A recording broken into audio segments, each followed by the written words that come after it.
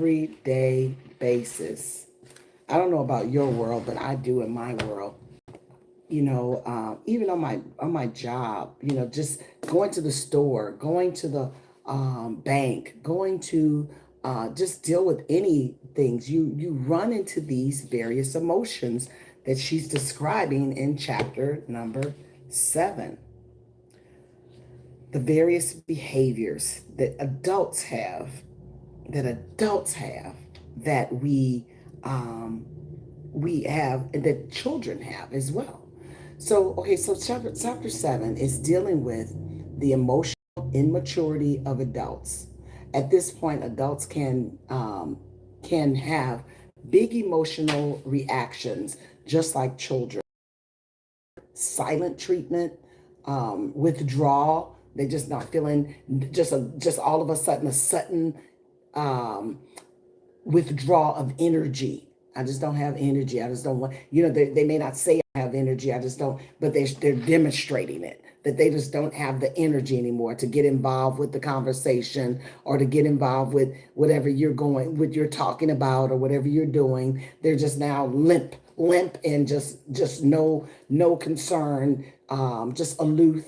Their manifestation of mood swings, blaming, yelling, drama, all the drama that comes as a part of the behavior.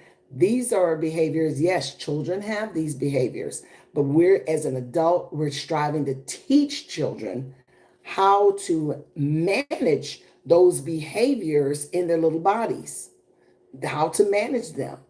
Their babies kick and scream.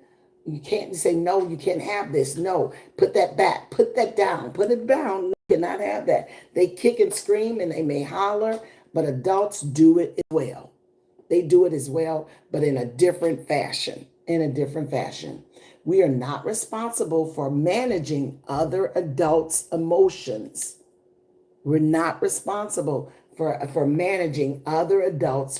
They may be your children, but when they're an adult, you're teaching them how to act in the workplace, how you respond. You're teaching them how to act in other settings.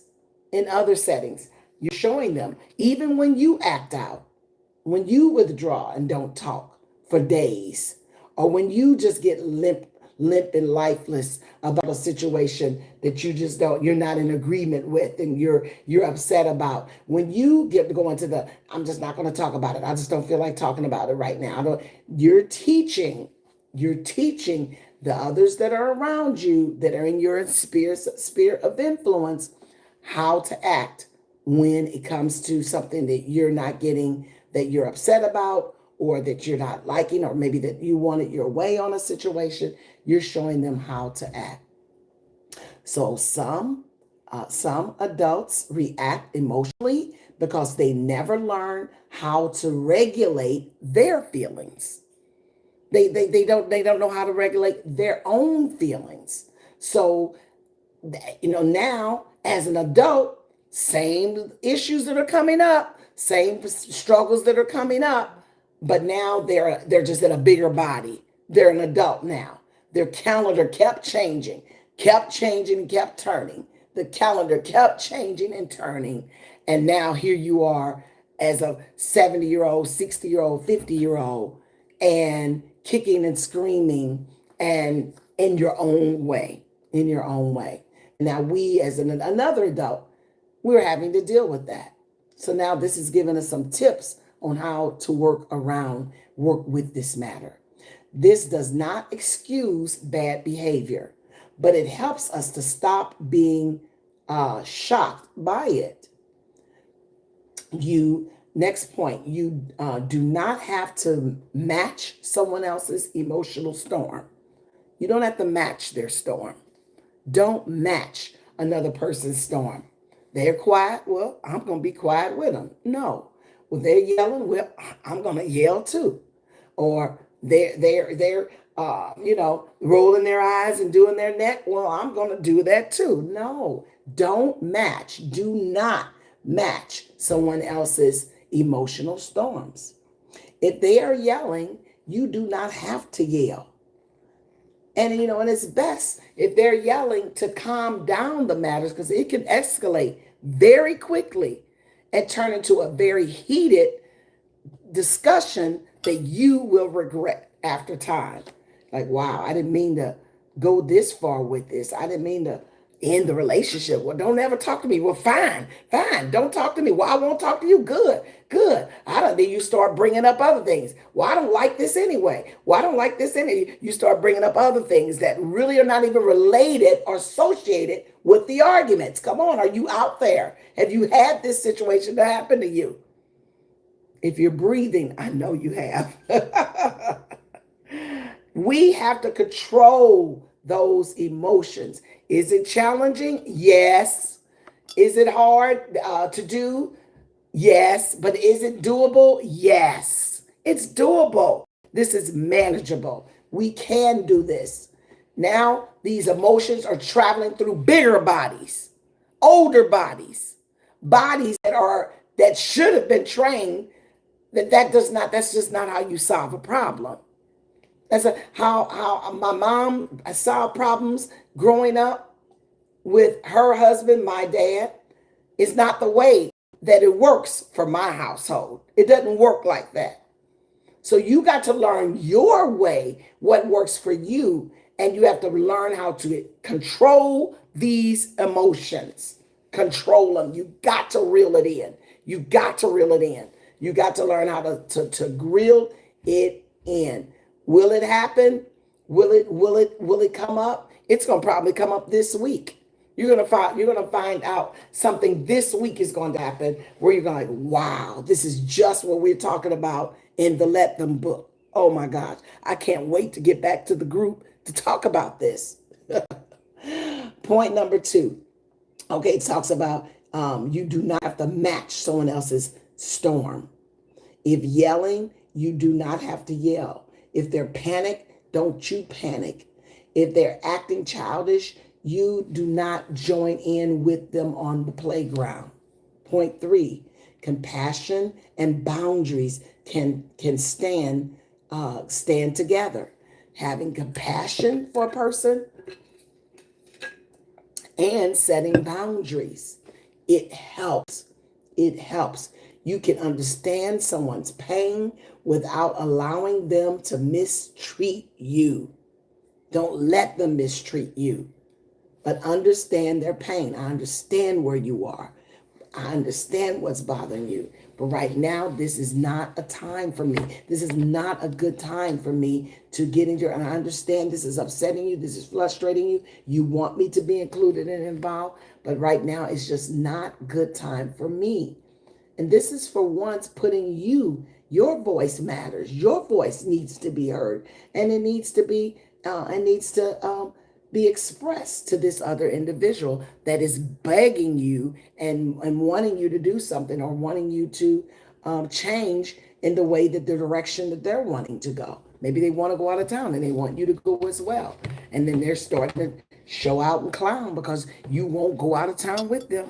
And they want you to come, and they're going to clown. They're going to give you the silent treatment. They're going to, bring up you always, you never, why am I always, they start using those words, those words like that. So this is going to help us. You can understand someone's pain without allowing them to mistreat you. Point number 4, their reaction is information. That's information. This is teaching you really how they are. And all they're doing is repeating actions that they've done in the past. They're repeating behaviors that they've had in the past. That's what we're seeing. You're a pattern of what other people have experienced with them in the past. That's all we're seeing. We're seeing you act out no different. You're just with somebody else now. You're doing it to someone else. You're doing it to us now. But you acted this way down through the years. You've been the same way, but you have not controlled with you've not controlled your emotions. Their reaction is information. When somebody repeatedly interrupts, withdraws, manipulates, attacks. They are showing you the level of maturity and self-control. Level of maturity and self-control. So number 5, let them means that let them have their feelings. Let them have their feelings. So we're wanting them to have their feelings, but let me means let me stay grounded, prayerful, and wise. Let me stay grounded, prayerful, and wise about this matter, about this situation. Okay. Okay. Sometimes you got to process. Okay. Wow. They're really going there. Okay. So then you got to quickly say, let me, how am I going to act? Okay. If they're acting like this, they're stumping out, they're yelling, they're angry, they're frustrated. Let me, then you got me, you have to make a decision. You have to make a decision as to how you're going to react. And we've all done it. We've all done it. I'm thinking of things now. And some of these things, emotions that we're acting out, due to whatever segment of your life, if you're going through the change of life, you really are going to be experiencing some of these moods, maybe more than others. That's why I said God was humorous when he put me in the role that he did at this age and stage. It's okay, God, you're really being funny here, aren't you? Right now, at the stage of the change of life, and here you allow me to get in this role when it's already a struggle for me. Some emotional things are already a struggle for me. But to add on top that layer of having the change of life and those emotions to go along with it, now that's where the humor comes in. The double challenge comes in. Point in case, and all you all can remember this. All of you all at Grace are on this line that have ever been with me, because there are other people that are on the line as well that may not know me or not in this capacity or this level, not as intimate as you all do. Remember the Christmas tree, when I wanted the Christmas tree up, it was like, oh, and I clowned. Y'all remember that Sunday? One of those emotional roller coasters. Now that's already a layer of emotions that's there, and then to lay on top of it, having the change of life on top of it, and you see those emotions come out. So we'll just say the Christmas tree experience. Now, looking back, hindsight, did I handle that right? Looking back, hindsight, you can grade yourself. Did I handle that right? Could I have handled that better? Could I have handled that better, handled that more wisely, prayerfully, but instead of emotional, striving to, and that's how, though, this is the type behaviors we're talking about today. And all of you all have a Christmas tree experience that you had during that season of your life. All of us can express and explain and think about. We're going to just call it the Christmas tree moment, okay? For those that know me, those Graceites that know me, we can all know that. We can think of a time that you acted the same way. Now, grade yourself. Grade yourself. Did you go below the glory line, or were you above the glory line? Okay? So grade yourself. So their reaction is information. Is when someone repeatedly interrupts, what is the next word? It's withdraws, manipulates, attacks.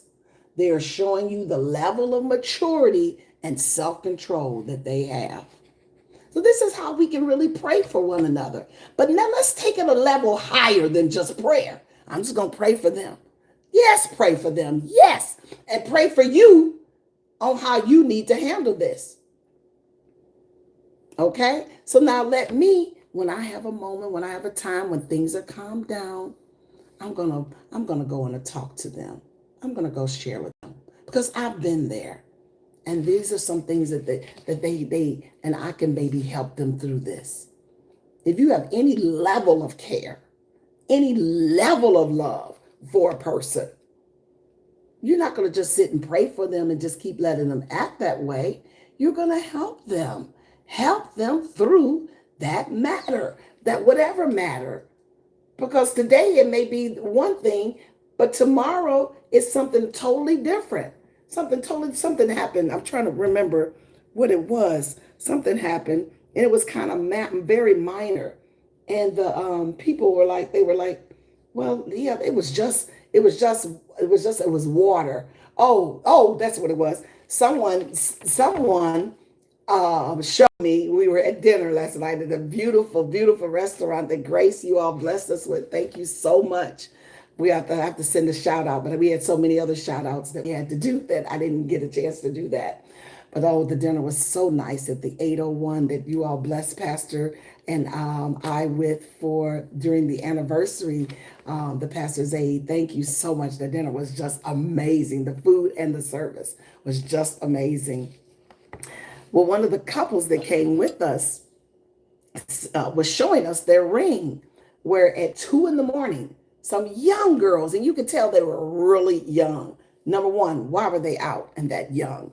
They were like about 12 or 13, maybe years old, took a balloon and filled with water and was throwing it at their house, throwing it at their ring. And then they were laughing and they ran away. I said, yeah, today it's water. But next time it may be something else. Be deep. If you don't help them and stop them, we don't just pray, Lord, I'm just going to pray for them, Lord. Please help them to go to bed, stay in the house, let their mother. Yeah, that's one level. But when you get to know a person, you're interacting with a person. See, today it's water bottles being thrown, little water balloons. But tomorrow it's going to be something else, them stealing a car or them doing some other damage that is more disruptive that can give them some time in jail. So that's why we step in when we love a person. We don't just pray. We don't just pray.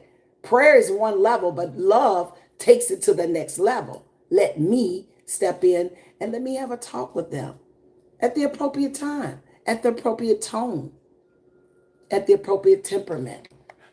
And I believe God's going to let them work it out at a better way, at a better frame of mind, and things will work out better. Okay, let's keep it moving.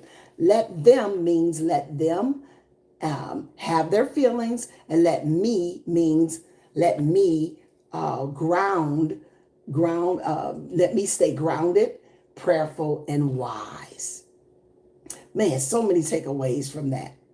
I hope you go back and read that section that we just went over. Read that again. Get that in your spirit. Get this in your spirit and really ask God to help you to help others at the right time. Help me, Lord, to help others at the right time. Now, you're the right combination for some people, but some people you may irritate or you may bring on more frustration. So you might not be the right ingredients for that person, and that's okay. That's okay. That's when you do just keep it at that level of prayer, because you might not be the right one. But God has the right one. And you know what? Sometimes you try the waters to see if you are the right one. And you may just be the seed that is being planted just to turn on a light bulb. Wow, I didn't even know that I was being emotional. I didn't even know that I was being, acting some kind of way about the Christmas tree. I didn't even realize that. That's just how I am. Well, if that's just how you are, somebody needs to pull you to the side to say, hey, next time, maybe I don't mind being on a committee with doing Christmas trees. Maybe why don't you just get a committee together and see, hey, Christmas committee, let's just start right at October on right after Halloween. We wanted to go ahead and communicate with people better. Maybe you can do something like that. But wouldn't that be nice for someone that was more mature, that saw that this is a problem that this person has, and this person, this person has, it could be your manager, somebody that has meetings. I've had managers that had horrible meetings. It's like, really? And you get off the phone, you're like, okay, really? And then there's a meeting after the meeting because everybody's calling each other that's not over leadership, and they're saying, oh, I can't handle this. This is ridiculous. I don't know. And they're just talking and talking. But wouldn't it be nice if one of them But take out a few moments, maybe days later, after prayer, after fasting over a situation sometimes. Sometimes you really need to fast and ask God to give you grace to extend that, to do the Esther things. If I perish, if they fire me, they're going to fire me, but I'm going to talk to this manager. That's the same thing that Esther did. That's the same thing. If I perish, but I'm going to see the king. Well, the same thing. And just say, you know what, maybe your approach, it could be a little different when you're in your meetings. I notice a repeated pattern. But you got to know the person and know the patterns before you can help them, before you get to the let me. Before you get to the let me. So, some takeaways. I am not responsible to manage other adults' emotions. I can love someone without without absorbing their storm. Ooh, that's a good one. I can love someone and help someone. I'm going to add that in there without absorbing their storm. I can. I don't have to absorb the storm. I don't have to absorb. I can be in the same storm with someone else and have my umbrella and not be wet, but see the moisture in the wet. My son-in-law walked me to the car yesterday in that horrible storm. Horrible storm. I was in the storm, but I was not impacted by the storm. In it, but it was not absorbing me. I was in it, but I was covered by it. You see the point? Do you see the point? Okay, you can stay calm when someone else is not calm. And you should stay calm. Maybe there'll be less funerals, less deaths if we stay calm when others are not calm. Or if we would talk to other people to help them, talk them off the ledge, as we like to say. I can set limits around disrespectful behavior. I can set limits, set boundaries. If he gets disrespectful, he starts yelling, he starts fussing or cursing, he starts disrespecting me and disrespecting. I can say, when you have a better mindset about talking about this, let's come back to this situation. Let's come back and talk about this again. Let's come back and talk about this again. But right now, I see you're upset, and I don't want to see you get any more upset, because that's not good for you health-wise. And I don't want to get on the same level. So since I'm calm right now, I don't want to get on the same level, because we're not going to accomplish any. We're not progressive here. We're not being productive if both of us are yelling, stumping, slamming doors. No, we're not being productive. So therefore, we're wanting to get some productivity out of this conversation that's very needed, very necessary and needed. But since we're not getting anywhere because both of us are at 10, let's let one of us come down and be able to really absorb the pros and the cons so that we can get some answers. That's called maturity. That's maturity. Help us, Lord, to be the one that's mature so that we can see these issues and problems. All right. Can I set limits around disrespectful behavior?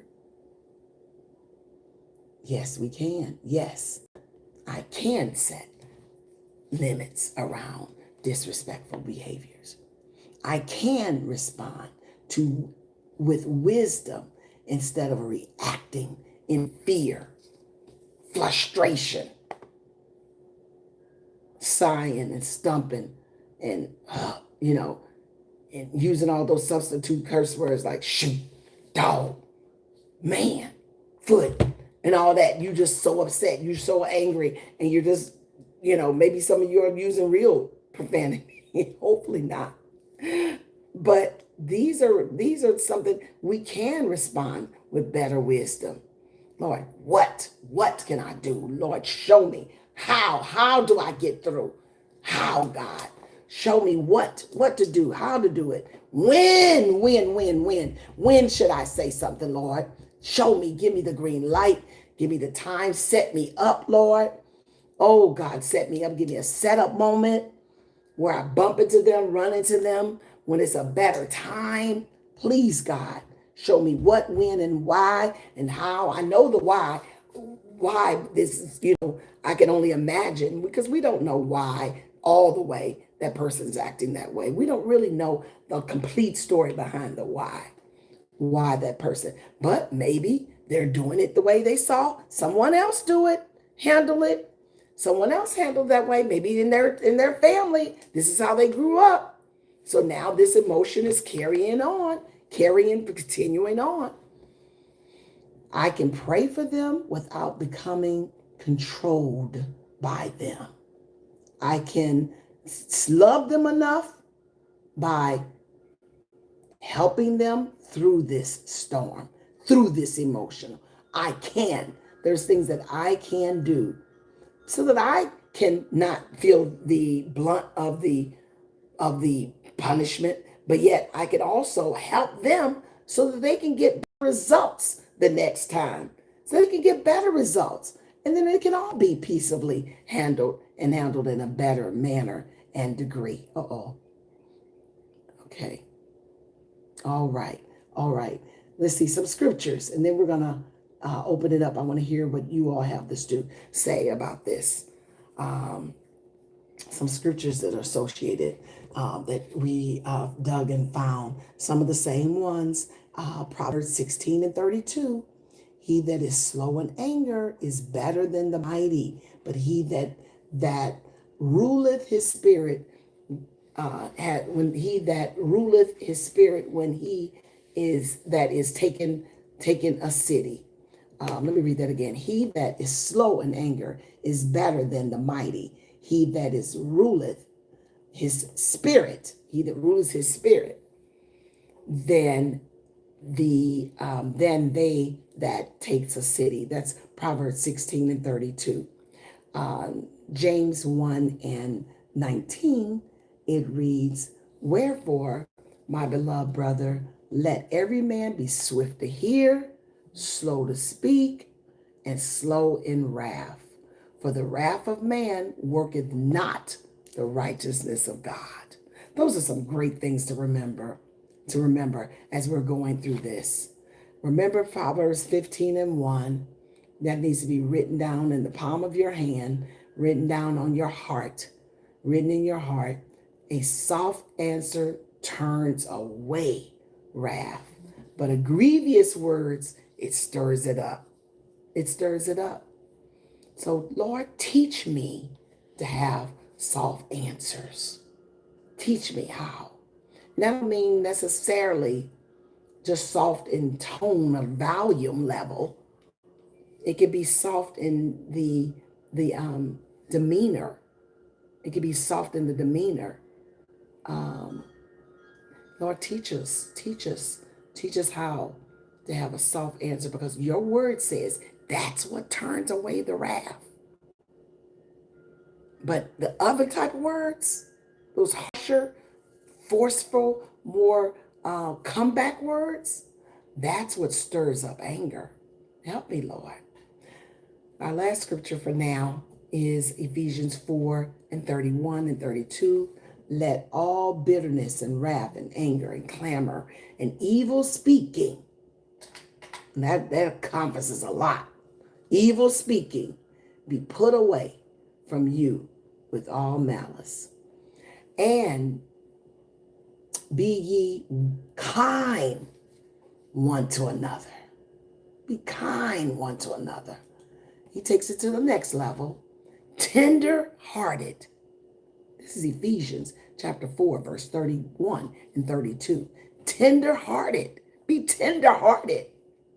Forgiving one another. Even as God, for Christ's sake, forgave you. All right, we're opening this up. I want to hear what you got to say with this chapter. First Lady, this is so good. All my life I've been told Mm-hmm. You be the bigger person. I've always been told, like, my feelings did not matter. You get over it. Don't offend nobody. Don't you do it, but don't be offensive to nobody. And it's like, and I'm like, okay, why are my feelings always the feelings that have to be suppressed? Mm-hmm. And I was talking to my sister, who's a counselor, and I was telling her about an incident with me and my daughter, which she had found this really nice Mexican restaurant, and she wanted me to go there with her. Mm-hmm. And it's a vegan. They serve vegan food Mm-hmm. too. And so I'm like, okay, because I'm like her little guinea pig. Whenever she wants somebody to go to a vegan restaurant with her, she always asks me. Mm-hmm. So we're in this Mexican restaurant, and I'm not all that crazy about Mexican food in the first place. Mm-hmm. So I go with her, and we're sitting looking over the menu, and she's like, well, what do you want? And I said, oh, I'll just get a taco, because I know that basically the only Mexican food that I would eat. Mm-hmm. And so we're going through tacos, and it's a tripe taco on there. And so she's like, oh, Mom, try this tripe taco. I'm like, no, I don't want that. That don't even sound good. Right. You gotta try it. I'm like, no, I really don't want that, Lorraine. No, I don't want to try that. So she goes up and she places our order, and she orders this tripe taco. She doesn't eat meat. So she comes back to the table and she said, Mom, I got this tripe taco so you can taste it. I said, Lorraine, I told you I don't want that. I don't want to taste it. She said, Mom, you gotta taste it. You gotta taste it. So she spent her money for it, and I'm this person. I don't like people wasting their money on me. So, of course, I tasted this taco, and it was horrible. So I was telling my sister, and she said, Barbara, she said, you put yourself in those positions. You told her plainly that you did not want that, and she went on and purchased it anyway. Mm-hmm. Mm-hmm. And you ate it. You tried it. And so I said, yeah. I said, because I didn't want her wasting her money. She said, but you told her. You told her you didn't want it. So it wasn't your responsibility to eat it. You know, you didn't even have to taste it. You told her. And she said, so stop saying that people are putting you in awkward positions when you allow them to do that. You allow her, so she continuously, and it wasn't the first time she had done it, and I always just taste or eat whatever. And she said, that's why she keeps doing it, because you still taste it. You still do it, you know. And I'm looking at it, well, I just don't want her to waste her money. And she said, after a while, if you stop eating it, if you stop trying it, she'll stop spending her money on it. And I thought about that, and I said, you know, that really makes sense. You know, so sometimes we bring things on ourselves by not saying no and not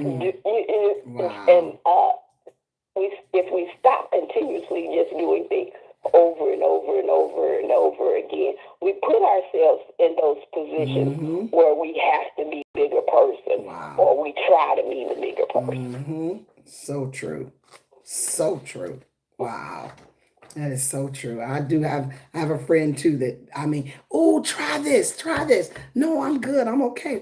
No, please, you got to try this. And it's like, oh my God. Then you just go ahead and try it. And then you're like, you know, or whatever. Like, oh, okay, it's really, you know, like, yeah, I feel you. So, you know, those things that you're not really wanting to do, let's reevaluate this. Now that we're into this topic, I hope we can see things in a different perspective now. I really, really do.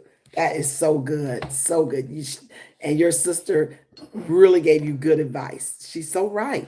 Maybe she'll stop buying it and wasting her own money. And, you know, if you stand up and just say, And then we're not saying get ugly. We're not saying that. We're just staying firm on, no, I don't want that. No, no, I don't want it at all, you know. So, yeah, so that's very good. Very good. Oh my goodness, very good. Any other examples out there that this chapter Yes, good triggered? morning. Good Praise the Lord, morning. everybody. Good You morning. know, this is a good subject on today. I faced several things on last week. Mm-hmm. Well, we don't usually get paid until every other Friday. Mm-hmm. Well, it was a problem Thursday on the job. Mm-hmm. We know that Friday was a holiday and all of that, but Right. she still don't have to pay us until Friday. Well, we had a girl that she had pretty much worked through the day, and after a while, I guess she thought about it that another girl told her we weren't gonna get paid on Thursday, and she started acting out. She went in the boss office, said that woman there and gonna get on the phone and talk about that woman, the boss, at her desk. And so when they was looking for her, I looked in the office. I said, "Well, she here in the office on the phone." Mm-hmm. And I said, they need you. I'm not gonna call no name. I said, but they need you. They got all these babies. We got all these kids. We need your help. Right. Not knowing that she had clocked out because she's mad. She didn't clock out, and I wasn't getting ready to go back and forth with her. I said, so you're not going back to work? No. And, you know, I said, okay, I'll tell you what. The boss got on the parking lot. I'll go out there and talk to the boss and let her know that you're refusing to go back to work. You didn't clock out because she didn't pay you today. So the boss went out there, so the boss came in and said, well, you know, what's the problem? You're not working. You want to get paid today? Like, yeah, but the boss said, today is not payday. When do you get paid? You know, and everything. So, you know, the tantrum. That's what she having. She had a That's tantrum. exactly what she An having. adult tantrum. That's it. And so finally the boss told her, said, well, I'll tell you what, you leave and you don't have to come back since you didn't clock out. And the boss asked her, what time do you supposed to get off? She told the boss, but you didn't clock out already? Yeah, I didn't clock out already. You know, tantrum. Now, you done lost your job over something that could have been avoided. All you have to do is wait one more day. You don't get paid on Thursday. You get paid on Friday. Right. And so, out of control, just out of control. Out of control. You know, I tried to get her, you know, to go back to work before it led to her losing her job. Right. That's all she had to do was clock back in and go back to work. But she refused. Wow. You know, tantrum. Tantrum. This how we can get ourselves in trouble. Yeah. Having tantrum. Yep. That lady that wrote this book, she called it for what it is, a grown-up tantrum. A grown-up Sometimes tantrum. they say grown-up act like kids, and I believe that. That's so true. And we see it every day, don't we? We see Yeah, it. see it every day. We do. And then I had another situation that came up before this. One of the babies fell on the playground and hurt her lip and scarred her over her eye. And so I called Mom. We dealt with that. Mom said everything okay. She said, but her dad is going to have a fit.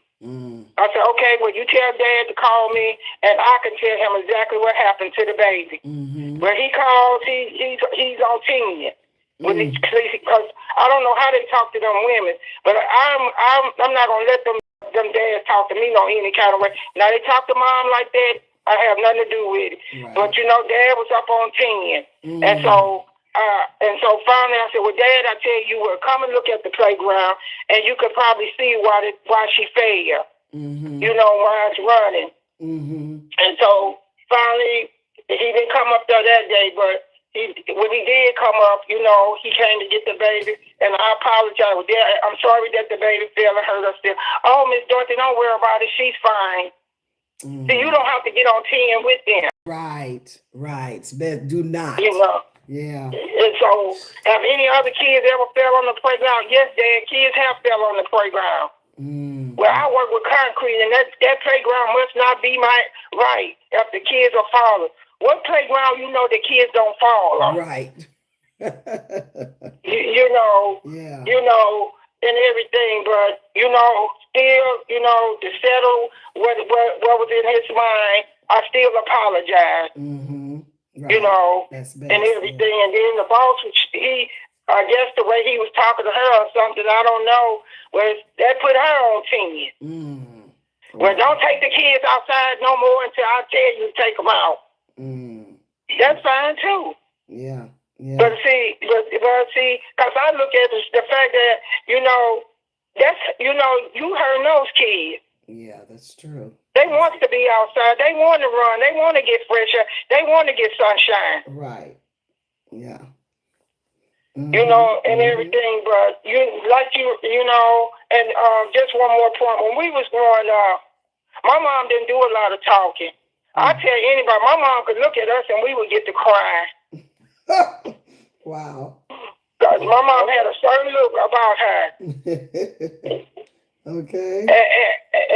And going into stores and people's houses and messing with stuff and having my mama didn't play that with us. Wow. When she would tell us, she would give us the instruction of what we do and what we couldn't do. Don't go to people's houses and jumping all over their furniture and putting your hands on everything. Right. We knew how to go to church. Even when my mom wasn't there, we knew how to go to church, sit down, and like we had said, she said, don't move. We didn't move.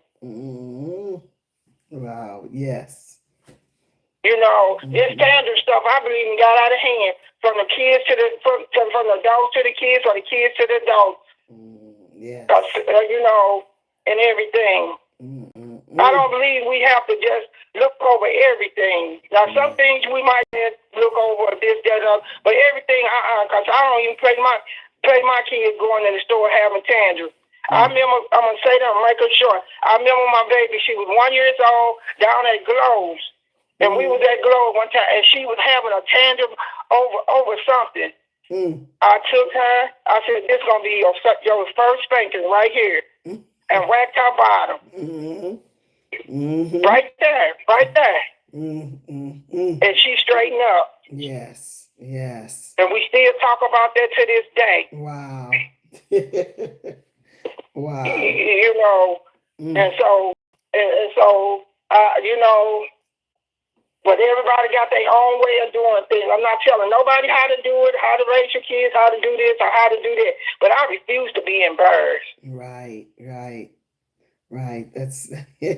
That's because the way they act on the outside is a result of how you've been allowing them to act, on the inside, the way they perform.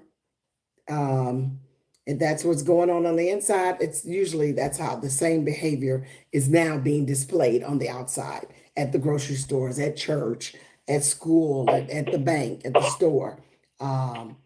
We got to teach our children how to control those emotions and let them know there's some things mommy can't have either. There's things that I can't always have.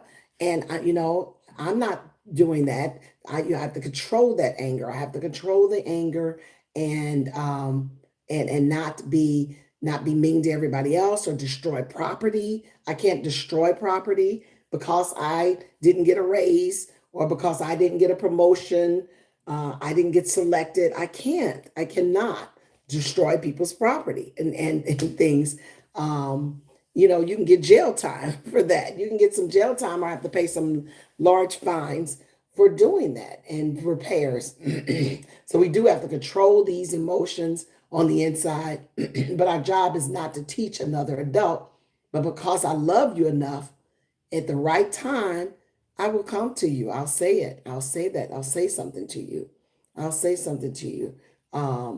I hope that we love each other enough to be able to do that, to be able to not just let that person be out there and clowning or acting out in some form or fashion and in a disrespectful way that's disrespecting them, that they're being disrespected or they're cutting off their own blessings because of their attitude, their behavior. And when someone just needs to tell them, grow up or learn to listen sometime or, learn to this or that, whatever the situation is. But this is such a good topic. It's so relevant. It's such a relevant topic. Anyone else? Anyone else?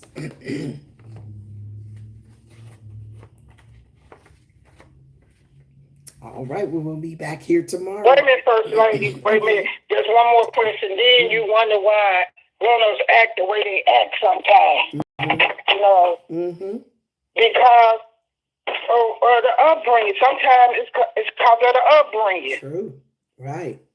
That's true. You know, and you wonder, you know, well, sometimes they get in positions that they're in. Right. Because people done looked over their behavior. Yes.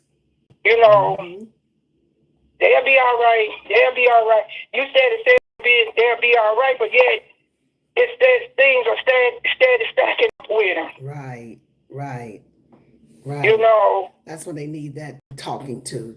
Something to talk me through it. Coach me through it. You know, there's a difference of talking and coaching. There's a difference. You know, sometimes some people you just talk with. And then there's other people that do need coaching through things. They need coaching. That means you're following up, you're staying on top of it, you're giving them examples. You know, maybe like a month later, something may come up and you'll call them and say, you know what? Yesterday in our class, that was an example as to what I was telling you in the past about. You kind of did it again. Do you notice? You did it again. And then bring it to them while it's fresh. And so that they won't be last year when this and that happened. You know, no, last year. You know how much stuff happened between that day and a year ago? No, I don't remember. No, totally to the point. You know, maybe vaguely I can remember, you know, but this impact is not the same. Don't wait so long to bring things up and to help a person. I'm trying to give him time to calm down. I'm glad that father didn't come up right away because he would have been so upset and it could have really exploded to something. Thank God he waited a couple of days and let it calm down some. That helps. That tends to help. But we hear crazy stories of people going to get their gun and da da da da da. You know, 3 or 4 or 5 days later, they didn't let rehearse in their mind, and it escalated. But on the normal thinking people, things it'll start kind of dissipating. It'll start, you know, people calm down. A day or two later, you know, I didn't have to talk to that lady. That it wasn't her fault. You know, the way she described it, my child does fail, you know. It's not her fault she failed, but she was there to stop her and help her. Let me be decent. And let me come when I do come up there and talk. And then, you know, we think things through. And we kind of get a chance to kind of, you know, get ourselves together. Get it together. We get it together better after a few days. And that's the normal way, the normal process. We get it together. The abnormal is to grow and escalate. Now you went and got your gun. You ready to go play, you know, cowboys and Indians. No, we're not doing that. We're not doing that. That's not what we do. We wanted to be made whole. And we want to be healed and made whole. And we want to respond better and do better with our attitudes and our disposition. We don't want to act out and clown. I hope you have lots of highlights in your book because there was lots of good points that she brought out. We'll be back, Lord's will, tomorrow, and we will go through some of these. I'll back it up a little bit, but try to read back through this again today in your own time and ask God to help us. Lord, help me. Help me to do better. Help me not to do the silent treatment. Help me not to go around and stumping or, frustrated and having all these emotionals or, constantly bringing up other things when we're talking about this is the topic at hand, but we're bringing up other problems that need to be addressed. Yeah, those are other problems that need to be addressed, but not now. We're focusing on this problem. This problem right here we're talking about, That's the problem we're dealing with right now. That's the problem we're dealing with right now. We're not dealing with the other problems and, the sound system, the whatever the lack of people being laid or no. Right now we're homing in on this topic. So don't change topics to try to throw me off because we're bringing it right back to this topic right here that needs to be addressed. And that's when a person does that, that really you're not going to get. It's not a productive conversation. It's not productive. And we want some productive conversations.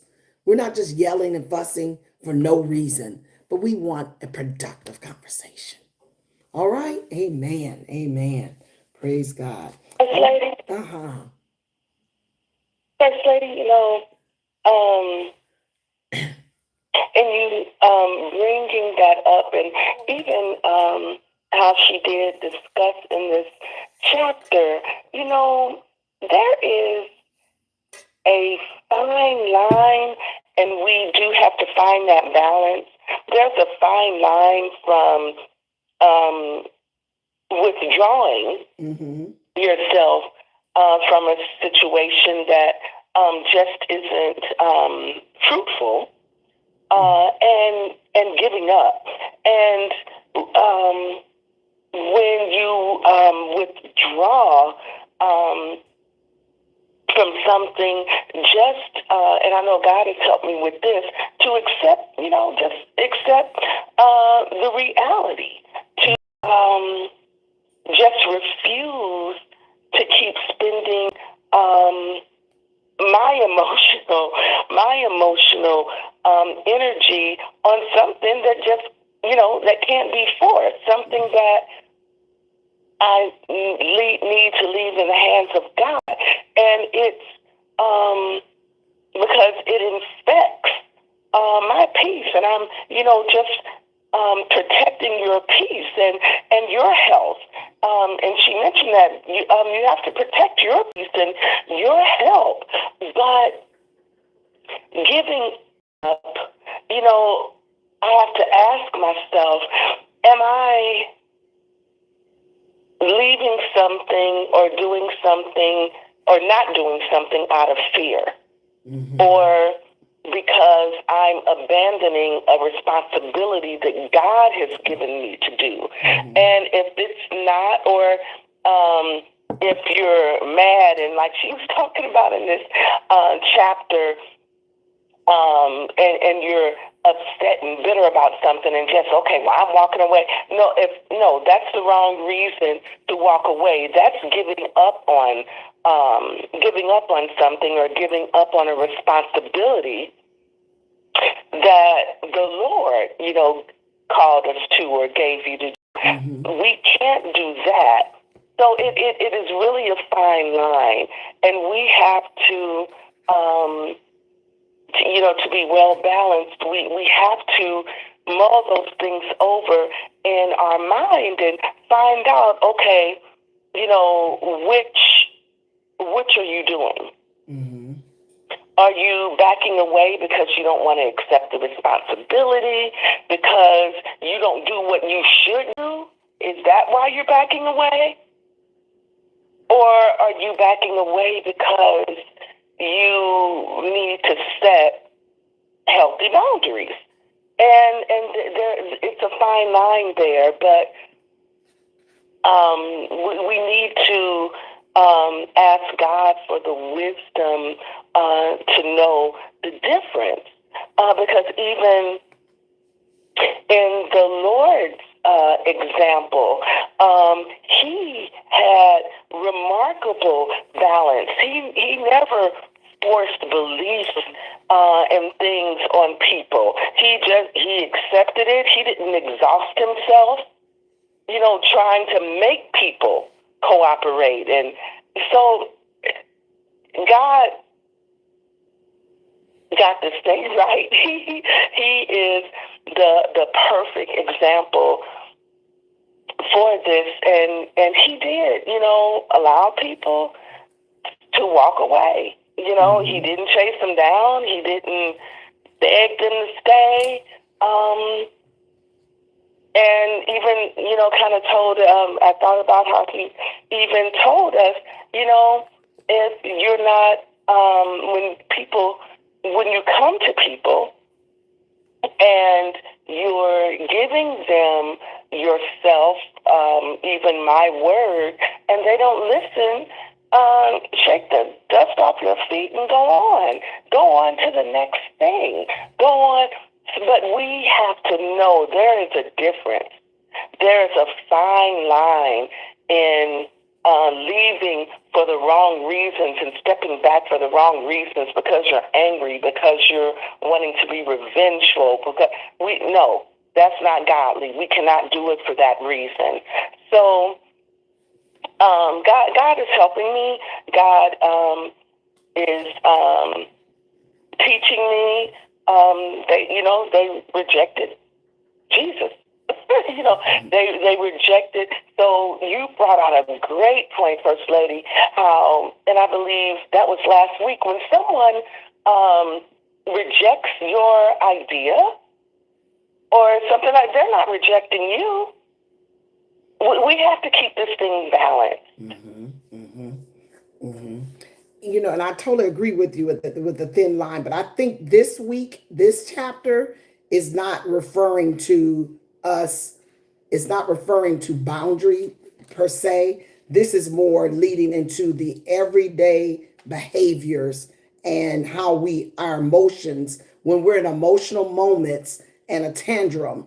I think she's shifted from the boundary portion, that topic, from what we had talked about last week. This is more of a repeated action on how, some of the people that are the situations that you described in that boundary, had someone gotten to that person early enough in the stage,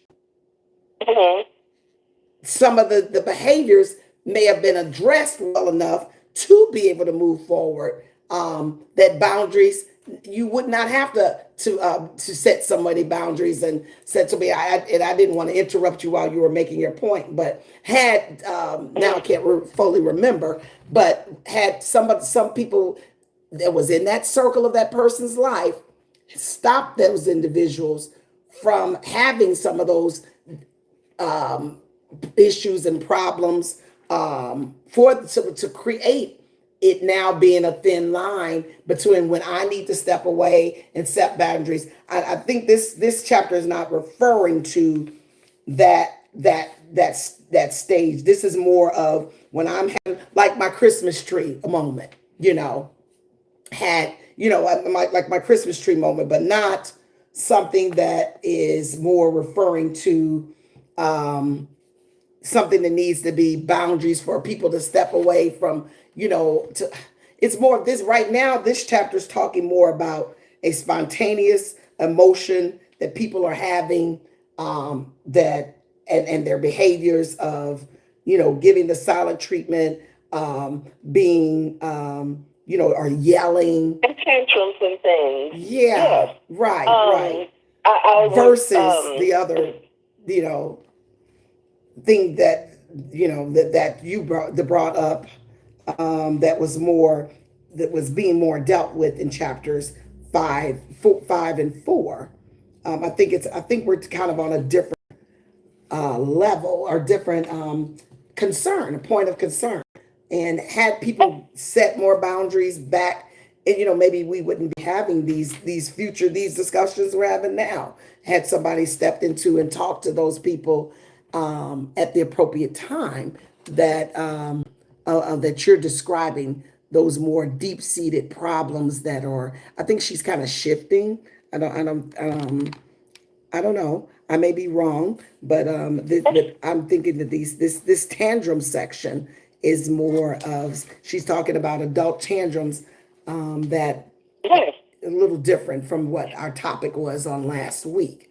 Somebody And else, I yeah. guess my relation would be and you understand, I know you realize, First Lady, the tantrums that I've had to endure and that we've had Yeah. endure even as a family Mm-hmm. from my husband, the tantrums, Mm-hmm. and it's not that they haven't been addressed. Right. It's Right. not that you didn't, but the boundary. So I'm referring to how we've all had to make that shift, Okay. and the boundary Yeah. of Okay. stepping. You know what? Mm-hmm. We can't force when you know things cannot be Right. forced. Okay. They and just kind of stepping, stepping away. Mm-hmm. To keep your peace, to keep your sanity, but I get what you're saying, and I didn't convey that in the best No. I way. but you Yeah, have to. You have to keep. no, I understand what. Mm-hmm. First Yeah. lady, and I'm sorry. I guess I'm kind of confused too, and I'm sorry to interrupt you guys, but on page 114, where she's talking about do the feelings fit the circumstances, in the second to the last paragraph, it says, but growing up, you were probably taught to repeatedly repress what you feel. Mm-hmm. When you tell a child to get over it or stop crying or calm down, you are trying to you're training them to suppress how they feel, to distract, avoid, or numb these normal human emotions. Mm-hmm. And that was the part that I was speaking to. How growing up, I was just always told to get over it and all of that. You be the bigger person and stuff like that. Which in this paragraph, that was what I was thinking, that it was causing me to suppress some normal human feelings. And when I brought up the situation about my daughter, I've suppressed it so much until it's like you don't want to offend or hurt anybody's feelings. So now you are just doing things just to appease somebody else rather than dealing with your normal human emotions. No should mean no. And not trying to just appease somebody just because that's what they want you to do. You should do what's within your comfort zone, what gives you peace. And that was what I was referring to. So if I was on the wrong area, I guess I just didn't understand. So right. So no, that's why I said I think this chapter shifts from the behaviors, those permanent problems, because these are thin lines too. If a person is not willing to change, like some of these children, they may have some mental illnesses, mental problems, some that's causing them to do that, and then now it's moved into your adulthood. But some had now that you're trying to you're being a people pleaser now. But now you're tasting whatever somebody puts in your face, in your mouth. You're never saying no. And now who has it's kind of back to that statement we had made a couple of weeks ago. Who has the bigger issue here? The person that's constantly giving you the food to ask you to constantly try this, or the one that's constantly trying it, okay, I'll do it. Okay, I'll do it. So, who's the one with the bigger concern or the biggest problem or the biggest, who's bringing the biggest issue here, or the biggest problem to, the one that constantly pushing the thing on you, or the one that is constantly accepting the fact that, okay, she wants me to taste this again. Okay, she wants me to do this again. That's why I said I really believe that this chapter is slightly different from the first other chapters. These behavior mannerisms that are coming up. This is totally kind of different. We're in a different zone here for stepping away. I don't think that's, because like she said, she tried to step away. She used to handle letting her child just fall out in the store and hoping that they would, say, oh, wow, I'm alone now. Mommy left me. Where's mommy? Where is she? She stepped away. She stepped away and she stepped back and let them sit there and kick, scream, and holler. and let them do whatever they wanted to do. Well, the next time a problem, she was hoping that this problem will go away, but she said, but you got to teach your children how to manage those emotions in their little bodies. That's what she was saying. But now that we're having to deal with adults, you should not teach an adult you should not have to teach your loved one that when you yell and fuss and you throw your tantrums that should not, so that's not the normal. That's not the normal for us to have to teach adults. Once I explain something, express something, case in point, the way I told you all this in the past on other books that we've talked about, the way my mom would handle things, she would yell and scream and holler and things. That doesn't work for my house here. That doesn't work. It does not work at all. And it's made clear. Now, it was brought to my attention as an adult that is not going to work. Not once, not twice, but repeatedly brought to me. So now if I don't get it, if I want to keep what I have and I keep doing what I did do, it becomes a thin line between mental illness and getting it. Constantly comprehending. Okay, wow, now I get it. I get what they're saying. I get if I want to keep my home, keep my marriage, I can't do the way I grew up doing. I cannot do that and keep what I have. So now it's a thin line. If I keep doing that, in spite of being told, don't do this, or you're going to cause major problems. You're going to lose some stuff. You're going to lose me as a mate. I'm out of here. I'm not going to handle. I'm not accepting how you grew up, the behavior you grew up with. And maybe I may not have had that behavior had somebody loved me enough to pull me to the side to talk me through it, coach me through it, walk me through these. So these are some behavior traits that once an adult hears that that's not going to work the way you're treating me, that how you're treating me is not going to work, and she says here in the next paragraph on page 114, this is why people have anxiety now, depression now, addictions now, and chronic pain, because they avoid all these emotions down through the years. Then they build up on the inside without letting them out, they build up inside of them without an outlet, So these are choices. So I have a choice. I'm going to either keep on clowning like I did as I grew up, would clown, shout, leave, and I'm going to stomp, throw things, slam the door. You going to hear me and da-da-da-da-da. I continued that path. Now, what if I brought that path into my role now as a first lady, slamming door? We wouldn't keep members long. But I know a lot of first ladies that act like that, and they have big churches where they have fought in the church, fist fight, stumble, fight with members. And the pastor would have to come and cut things down, and they got a big church. So people don't always leave because somebody's fighting or yelling or stumbling. Now, what if I had not listened?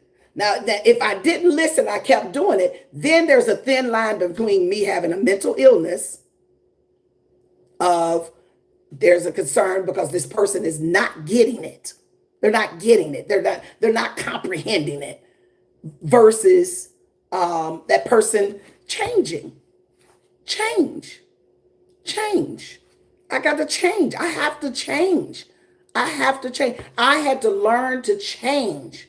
And when I get angry, I can't slam doors and yell and go off. And I had to learn how to change. And the people that you're dealing with, and if they're not making changes after you clearly express to them that you're not wanting to do, this is not the way that you're going to get results in this household. You express that to your loved one. You told them time after time.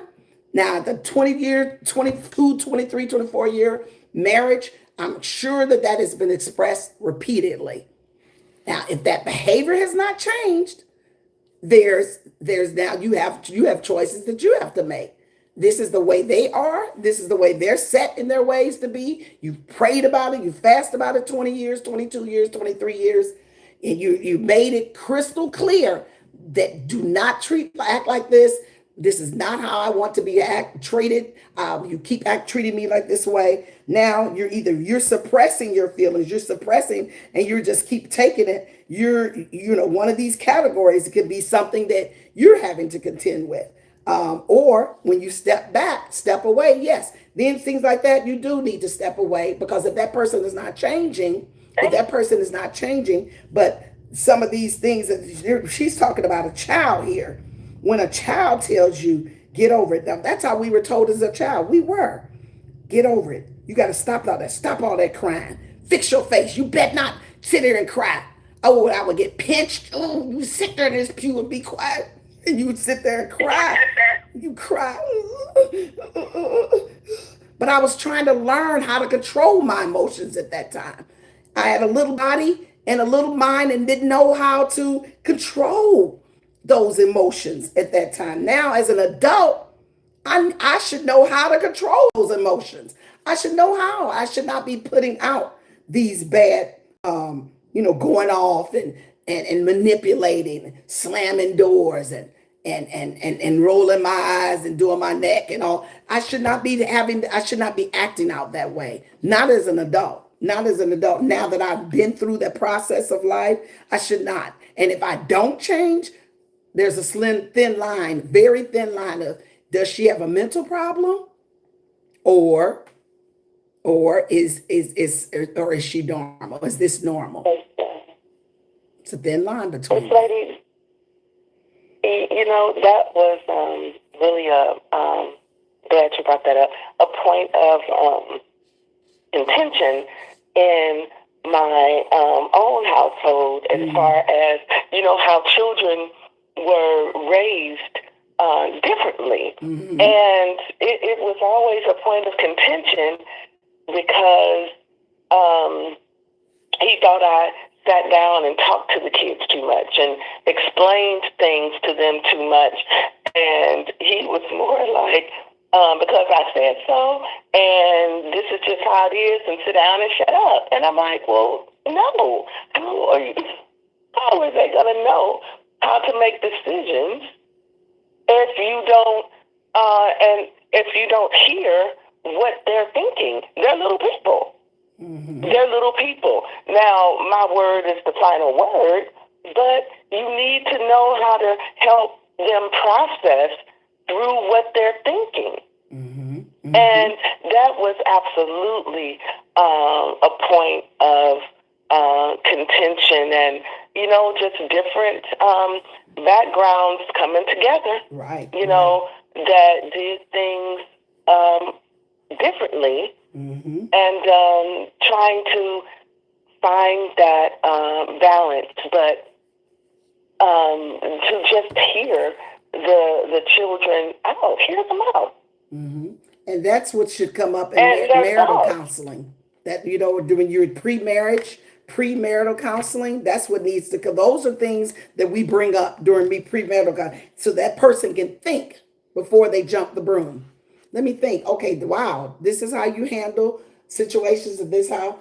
Okay. Oh, wow. Oh, I'm glad I know this now. Prior, so now you're walking into something with open eyes, and you're walking into it with open. Those are things that are discussed during the premarital discussions. Now, a lot of us did not get the premarital discussions. A lot of us may have gotten it, and maybe this had some form of this came up. Maybe not necessarily with kids, but it could have been with bills, or how you handle bills. And you saw this same temperament repeated, because it's a repeated habit.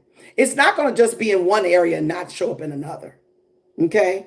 It's not going to be, you're going to see these same tendencies when it comes to various topics. It's going to come up. So how that person is, how that individual responds to life when pressure, when the heat is turned on, when the heat is applied, how do they respond to life? How do they respond to matters? How do they respond to matter? And you could take the children out of the equation and you could deal with coworkers, you know, and that's how they treat their coworkers. How same blow up, same reasons they got fired or let go of jobs or didn't get promoted. Same characteristics, tendencies, they do show up. So in some form, you will see a repeated behavior when it comes to certain topics. And that's what you described as teaching a child to how to manage their emotions. You're teaching the children. That's teaching it. And the other way is how a lot of people were raised as well. A lot of people were raised that way. You just shut up because I see it, do it. I ain't got to explain to you. I'm the adult. I'm your parent. You just do it that way. A lot of people were raised that same way. Same way. And they were taught to shut up and sit there, be quiet, and they cry. And they have to learn how to figure it out in life. But when you get so many, life teaches you lessons that helps you to now rationalize and say, wow, if I repeat in this manner and don't stop, I'm going to lose this. I'm going to lose this. So, you know, life will teach you. It will teach you. If you don't have a parent that is nice enough to be able to, or maybe trained, because you were doing trained behavior. You were trained one way and he was trained one way. So those two trains came together and either they collided or they learn how to handle their own lanes and they continued on down the tracks of life. So at some point, something stopped and caused you to say, you know what, wow, I see that, you know, this is how he's raised, but let me try to get to these kids to try to walk them through those emotions and, you know, and walk them through it. And you try to logically help them. And hopefully now that they're in life is being lifed and being brought to them, presented to them, knocking on their door, they're handling things in a more logical, rational way. And they will pass it on to their children. But there are thousands of children, you know, opposites attract. Great chances are they will raise their children. They may run into somebody that they think just like their dad was thinking. And they have a flashback and say, wow, this is just how my dad. But hopefully they will have that opportunity to make a logical decision as to, do I want to be in this relationship or do I not want to be in this relationship? And be able to think about that prior to. Now, a lot of people, they see that and they still make the decision to get married. And you know what? I still want this person. Even though he thinks like that, I'll work it out. It'll work out. It'll work out. And they move forward in their lives. And then now they have that matter to have to contend with on a daily basis. So, wow, that is something. So, yeah, I think that's why I said I believe that this chapter is shifting to a total difference than what we have been talking about of the boundaries that are set in the past. You know, and from the prior other chapters, because just walking away. So now, had my husband just say, "I'm just walking away. I'm going to let her. I'm just going to walk away," we wouldn't be married today. We would not be married. It would not be 46 years. It would not be.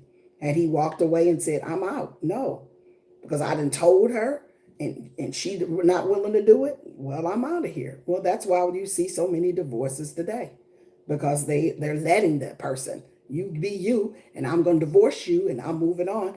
If I don't deal with somebody else's, if I don't deal with the problem of, if my husband hadn't dealt with me or my problem, I'm going to be a problem for somebody else. Have you ever thought about that?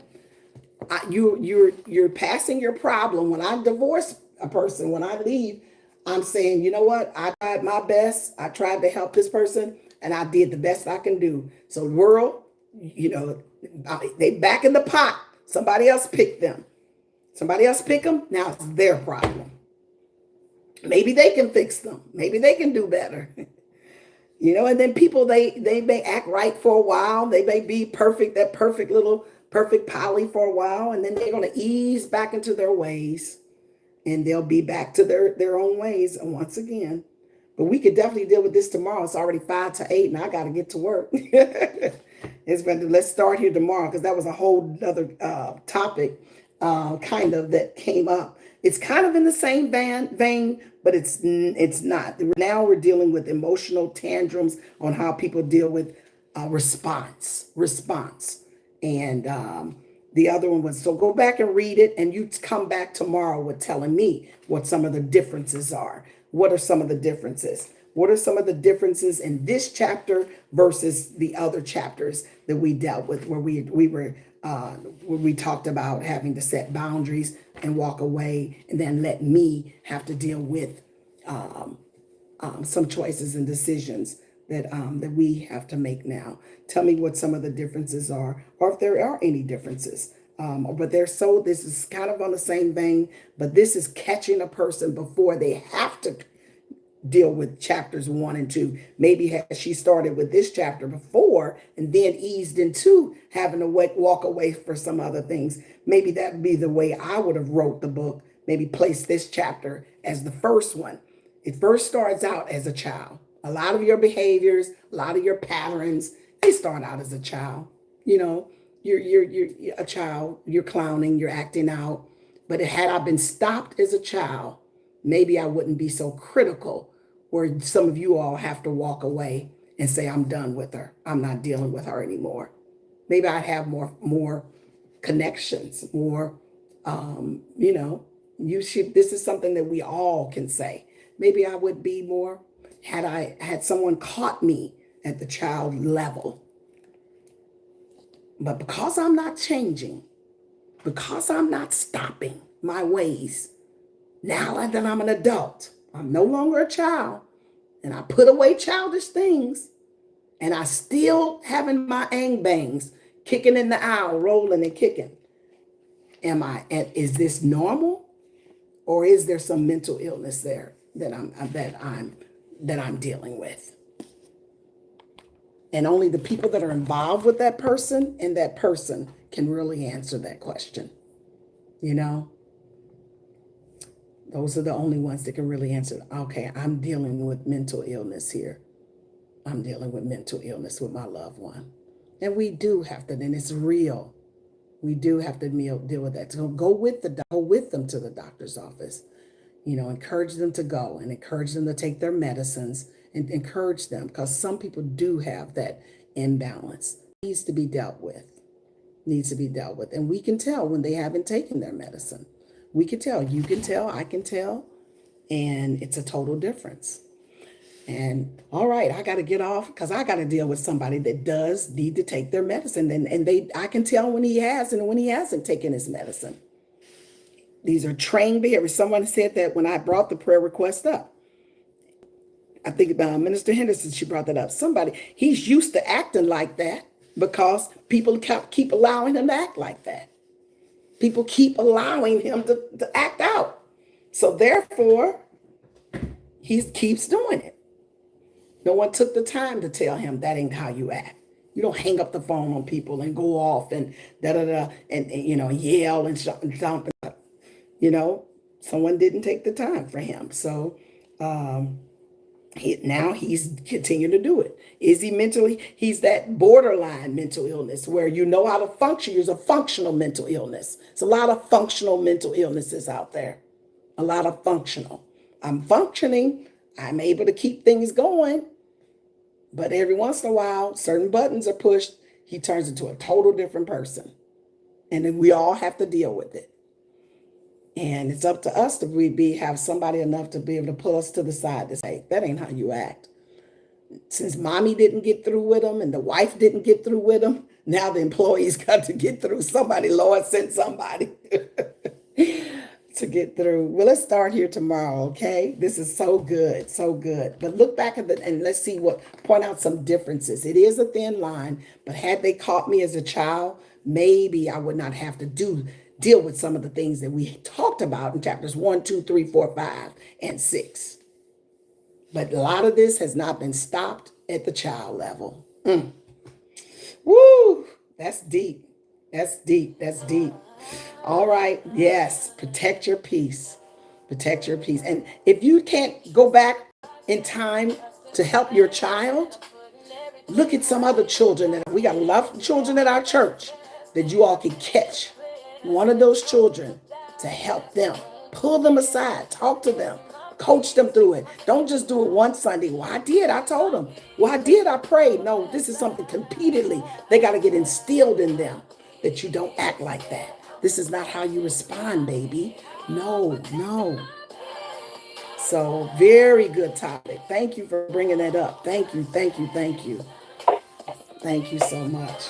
All right, you all have an awesome day on purpose.